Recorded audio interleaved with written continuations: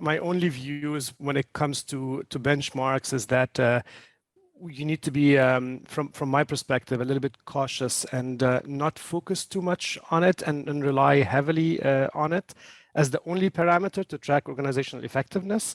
I would use them as guidance, of course, because if you look at span of control, there are many factors that define it. It could be, it's different for every company, for every industry, for every department, for every function. Even based on the experience of the managers, it can have a say in what is the span of control. But of course, there are some best practices that we see, and again, industry-specific best practices. We've had conversations where, it was okay to have 20 to 30 for production and manufacturing because the repetitive work that goes on there, less supervision is needed. Engineering somewhere between 8 to 15, and management, exactly like you mentioned, 6 to 12. That was the number that I've seen quite often.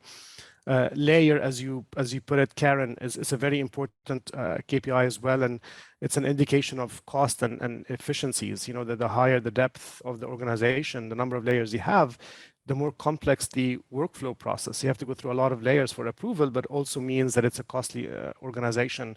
We've seen a lot of requests or org design practices related to delayering or reducing the number of layers. And again, it does not make it okay for everyone to do it. I think it depends on many factors. And if you are an agile organization and the nature of work is more fluid and changing, and you don't want that rigid structure, this is very different from having organizations that have traditional hierarchies where work is more standardized and of routine work. So it again can differ based on the type of work and the nature of work that needs to happen.